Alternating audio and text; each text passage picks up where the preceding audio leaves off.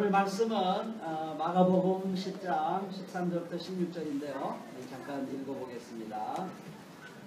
우리 아이들이 오늘 정말 집중을 잘해줬는데 우리 어른 설교에도 부탁해요. 자, 제가 읽어드리겠습니다. 사람들이 어린이들을 예수께 데리고 와서 쓰다듬어 주시기를 바랐다. 그런데 제 아들이 그들을 꾸짖었다. 그러나 예수께서는 이것을 보시고 노하셔서 저들에게 말씀하셨다. 어린이들이 내게 오는 것을 허락하고 막지 말아라. 하느님 나라는 이런 사람들의 것이다. 내가 진정으로 너에게 말한다. 누구든지 어린아이 같이 하나님 나라를 받아들이지 않는 사람은 거기에 들어가지 못할 것이다. 그리고 예수께서는 어린이들을 껴안으시고 그들에게 손을 얹어서 축복하여 주셨다. 그런 말씀입니다. 자, 제목이 통합의 길, 쉼표하고 편들기 이렇게 되어 있습니다. 그러니까 편을 잘 들어야 통합의 길이 열린다 그런 얘기예요. 여러분들 좀 당황스러운 그런 제목입니다. 보통 우리가 통합을 잘 하려면 누굴 편들지 않아야 통합이 된다고 생각을 합니다. 근데 그거는 세상이 아주 좋을 때입니다. 서로 존중하고 서로 평등하고 조금 더 이 힘의 차이가 없고 그럴 때는 누구를 편들면 안 되죠.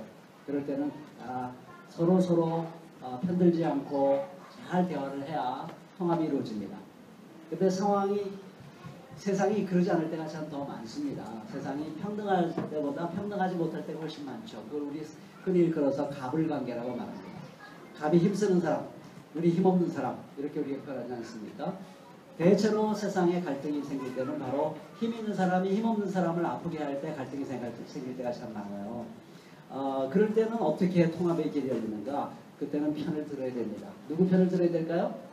을의 편을 들어줘야 그때 통합의 길이 열립니다. 지금 을이 갑 때문에 막 아프고 울고 힘들어하는데 나는 중립입니다. 나는 중도입니다. 나는 편파적이지 않습니다. 이러면 거기에 평화의 길이 열리지 않습니다. 통합의 길이 열리지 않습니다. 그때는 어떻게 되냐면 을이 더 억울해집니다. 그렇죠? 그럴 때는 굉장히 을이 아프고요. 더 속상하고요. 더 힘듭니다. 그러면 거기에는 통합이 이루어지지 않는 것이죠. 오늘 읽어드린 말씀이 바로 그 말씀입니다. 여기 갈등 관계가 생겼어요. 예수님과 예수님의 제자들과 그리고 어린아이를 데려온 사람들 사이에 갈등이 생겼습니다. 누가 갑이고 누가 을일까요? 예수님의 제자가 갑일까요? 아니면 어린아이를 예수님께 데려와서 좀 쓰다듬어 주세요 하고 부탁하러 온 사람들이 갑일까요? 누가 갑이에요? 예수님의 제자들이 갑이죠. 왜냐하면 문고리 권력이니까. 감히 여기를 어딜 데려가? 저리가 비켜! 이랬단 말이죠. 꾸짖었어요. 지금 예수님이 바빠 죽겠는데 어린아이들 쓰던 끈을 틈이 어딨어? 하고 막았어요. 그러니까 갑입니다. 예수님의 제자들이 갑이고요. 어린아이를 데리고 온 사람들이 을입니다. 이럴 때는 중도를 지키면 안 됩니다. 이럴 때는 나는 중도야. 누구 편은 안 들어. 그러면 안 됩니다. 예수님이 어떻게 하셨어요? 누구 갑 편 들었어요? 을 편을 들었어요? 예수님이. 네, 을 편을 확실하게 들었습니다. 그래서 화를 내셨어요. 분노하셨다고 했어요. 이놈들! 너희들이 나를 따라오면서 아직도 이걸 못 깨달았으니 나쁜 놈들 같은 일이라고! 제가 이렇게 소설을 좀 쓰면 그림을 그리면 이제 그렇게 분노에 화를 냈다고 그랬습니다. 화를 확실하게 내서 아이를 데려온 사람들의 편을 확실하게 들어줬습니다. 그리고 내가 왜 편을 드는지 설명을 했어요. 화만 내고 설명을 안 하면 곤란하잖아요. 설명을 했어요. 그러면 하나님 나라는 이 어린아이들 것이다 라고 설명을 합니다. 그건 무슨 말이냐면 대한민국은 민주공화국이기 때문에 이 나라는 대통령 겁니까? 국민 겁니까? 누구 거예요? 국민 거죠. 그런 거예요. 그런 뜻입니다. 하나님 나라가 어린아이들의 것이다라는 말은 그런 뜻입니다. 어린아이들이 이 하나님 나라의 주인이다 라고 얘기를 하는 겁니다. 어린아이들은 성경, 이건 보수나 진보를 다 떠나서 어린아이들은 사회적 약자를 상징합니다. 구약에서 사회적 약자를 상징하는 인물이 두 그룹이 있어요. 누구죠? 구약에서? 고아와 과부입니다. 지금은 고아와 과부가 꼭 사회적 약자는 아닐 수 있어요. 어린아이들도 사회적 약자가 아닐 수 있어요. 우리 이재용이 어린아이 있을 때 사회적 약자가 아니었겠죠. 금수저를 물고 태어났기 때문에 엄청난 권력자로 세상에 태어난 겁니다. 그러니까 여기서 어린아이로 말할 때는 그런 어린아이를 생각하면 안 되고요. 일반 어린아이를 생각하면 안 되고 여기서는 사회적 약자를 어린아이를 생각하셔야 됩니다. 그것이 성경의 가르침이에요. 그래서 하나님은 하나님은 이 출애굽기도 명확히 나타났지만 하나님은 가난한 사람들, 힘든 사람들을 눈여보시고 그들의 절규에 귀를 기울이시기 때문에 그냥 하나님은 그냥 바다가 뭐 하나 편을 든 것처럼 하나님은 그냥 무조건 심장 없는 사람 편을 듭니다. 무조건 힘든 사람 편을 들어요. 그게 하나님의 마음입니다. 그렇죠? 그래서 하나님 나라는 그들의 것이에요. 그래서 예수님 하신 말씀이 어린아이 같이 하나님 나라를 받지 않으면 너희들이 하나님에 들어가지 못한다 라고 얘기를 했습니다. 어린아이는 하나님 나라를 받아요. 너무 즐겁게 받습니다. 제가 이 말씀 준비하면서 중학교 때 생각이 났어요. 제가 좋은 중학교 나왔습니다. 대강 중학교.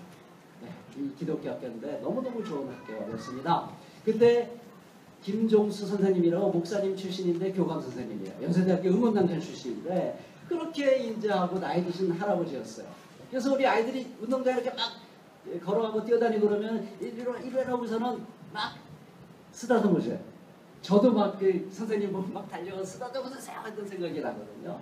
그러니까 아이들은 그렇게 쓰다듬어주는 그 교감 선생님 너무 좋고 그걸 선물로 받습니다. 너무 즐거운 것이죠. 어린아이는 하나님의 나라를 받을 수밖에 없어요.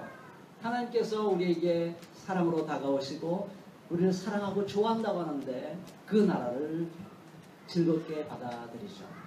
그렇기 때문에 이 어린아이 같이 하나님의 나라를 받지 않고 선물로 받지 않는 사람은 하나님 나라가 왔는데도 그게 별로 고맙지도 않고 즐겁지도 않고 위로가 되지 않는다면 그 사람은 하나님 나라에 못 들어간다는 얘기입니다. 그러니까 이 말은 다시 뒤집어서 말하면 부족할 것이 없어요. 저 위에 올라가서 밑에 산을 깔아봐요. 그리고 가끔가다 주머니에서 좀 도와줘요. 궁할 게 없어요. 그 사람은 엄청 칭찬을 받아요. 부자이기 때문에 칭찬받고 남에게 나눠주니까 칭찬받아요. 사실 부족할 게 없어요. 그런 사람이 하나님의 나라를 정말 선물로 받을 수 있을까요? 불가능합니다. 그건 안 됩니다. 될 수가 없어요. 그래서 예수님께서 어린아이가 되라고 우리에게 말씀하는 겁니다. 내가 가진 게 너무 많습니까? 가난해져야 됩니다. 내가 힘이 너무 많습니까? 힘이 없어져야 됩니다. 그래야 우리가 하나님의 나라를 받을 수가 있는 거예요. 선물로 받을 수가 있고 하나님 나라만 생각해도 내 가슴이 뜁니다. 하나님 나라만 생각해도 눈물이 나고 감동이 되고 위로가 되고 희망이 되는 것이죠. 그런 사람만이 하나님 나라에 들어갈 수 있다고 말씀을 합니다. 그러니까 이 어린아이들 사회적 약자로 무시한 제 아들을 향해서 예수님이 화가 날 수밖에 없어서 이놈들아! 화를 낸 것이죠. 하나님의 나라는 어린아이일 것이다. 어린아이처럼 하나님 나라를 받지 않으면 들어갈 수 없다라고 말씀합니다. 그리고 마지막으로 행동을 보여주십니다. 내가 이리 와라. 너 괜히 내 제자들 때문에 혼났는데 내가 미안하다. 내가 대신 사과하마. 하고서 어린아이들을 껴안고 쓰다듬어 줍니다. 여러분 예수님은 편을 지었습니다. 그래서 평화를 주시고 통합을 이루십니다. 갓과 을이 있을 때 거기에 갓과 을이 평화를 이루려면 을의 편을 확실하게 들어줘야 됩니다. 그래야 갓과 을 사이에 통합이 생기는 것이고 여기 화해와 평화가 생기는 것입니다. 예수님은 우리들의 평화라고 바울이 말했습니다. 예수님이 어떻게 우리들의 평화가 됐을까요? 어떻게 우리들의 샬롬이 되었을까요? 그건 예수님이 사회적 약자들 편들어 주시고 불의한 권력에 저으셨습니다. 그리고 그들에게 죽임을 당하셨어요. 십자가를 지셨습니다. 그래서 그 십자가를 통해서 화해의 길이 열리고 통합의 길이 열리는 것입니다. 우리 김근 선생님이 마가복음에서 이렇게 썼더라고요. 해설서에서 우리 수요일날 공부했습니다. 아마 다 기억하실까요? 예수님은 분노로 시작해서 희생으로 인생을 끝냈다. 이렇게 말씀하십니다. 우리가 예수님처럼 살았으면 좋겠습니다. 그럴 때 우리를 통해서 꽃이 피고 평화의 길이 열리고 그러면 봄이 올 줄로 믿습니다. 기도하시겠습니다.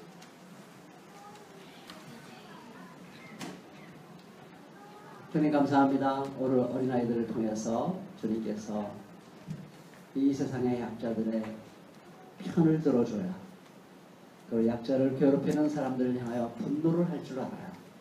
거기에 진정한 통합과 평화와 화해의 길이 열린다는 것을 오늘 말씀을 통해서 가르쳐 주시니 감사합니다.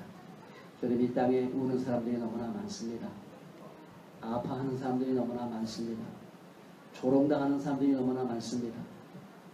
주님, 이런 세상을 살아가면서 저희들이 혹여나 편 안 들겠다고 나는 중도라고 나는 중간에 서 있겠다고 그런 생각하지 않게 해주옵소서. 우리가 그럴 때는 세상이 나에게 뭐라고 하더라도 어떤 낙인을 찍어준다 할지라도 어떤 딱지를 붙여준다 할지라도 우리가 용감하게 약자 편에 서서 부당한 권력을 향하여 저항하며 분노하며 통합의 길을 열어갈 수 있는 저희들이 되게 해 주옵소서. 감사합니다. 예수님의 이름으로 기도드립니다. 아멘.